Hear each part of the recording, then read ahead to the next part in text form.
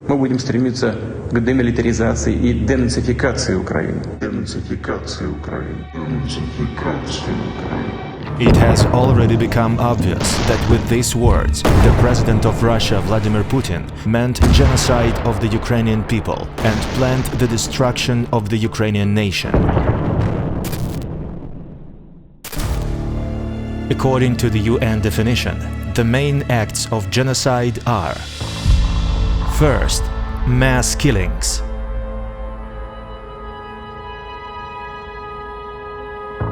In the cities of Bucha, Irpin, Borodyanka, Hostomel, Vorzal, Trostanets, and others which were occupied by Russian soldiers, almost all the civilians were killed.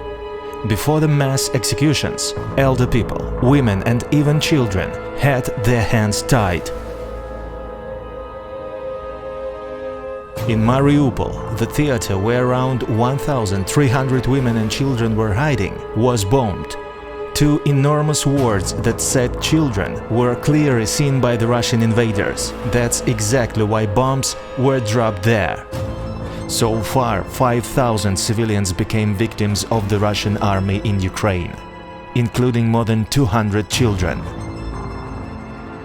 But the real numbers are 10 times bigger. Every day, mass graves fully filled with bodies of civilians are found on the liberated territories from the Russian invaders. Besides, the Russian punishers use mobile crematoriums, which they brought with them beforehand, to hide the fact of genocide. Act 2. The causing of serious physical and psychological damage. In occupied cities, Russian soldiers arrange special torturing places, where they starve and freeze, beat up and maim civilians. In Bucha, they cut out chicks. In Irpin, they burn swastikas on bodies. They purposely killed parents in front of their children. Raping women and girls in front of their relatives is especially popular. Facts like this are registered throughout all the territory that was or is under control of the Russian occupiers, from the Kiev region to Mariupol and Kherson. Act 3. Birth prevention.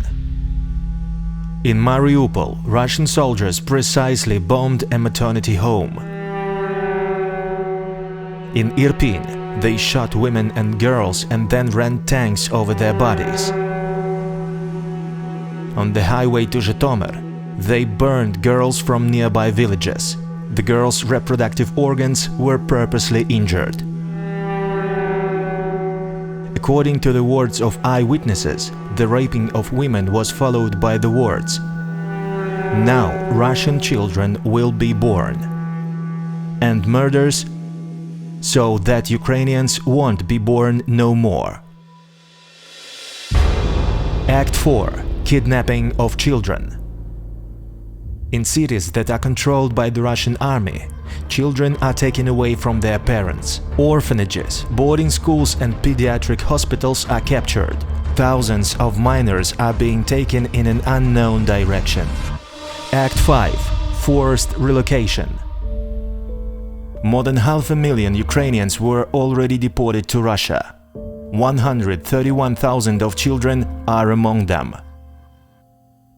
Just from Mariupol, 98,000 civilians were forcefully relocated to uninhabitable regions of Siberia and Sakhalin.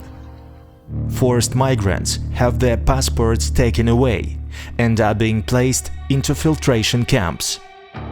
Moreover, on the temporarily occupied territories, Russian troops kill Ukrainians for using the Ukrainian language.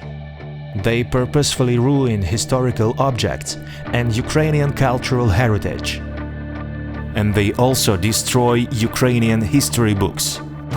The list of the crimes of the Russian Federation in Ukraine can keep on going, but this won't change the fact that in the 21st century, in the middle of Europe, an outrageous act of genocide took place when Russia decided to completely erase the Ukrainian nation. The question is, what will we, the European people, do with all this? Watch as our high-level bureaucrats devastatingly shake their heads? And eventually Russia will still veto any resolution at the UN? Stop sitting in silence. The evil must be punished once and for all. Make your government force out Russia from international organizations. And make Vladimir Putin and his war criminals be held responsible in line with the law.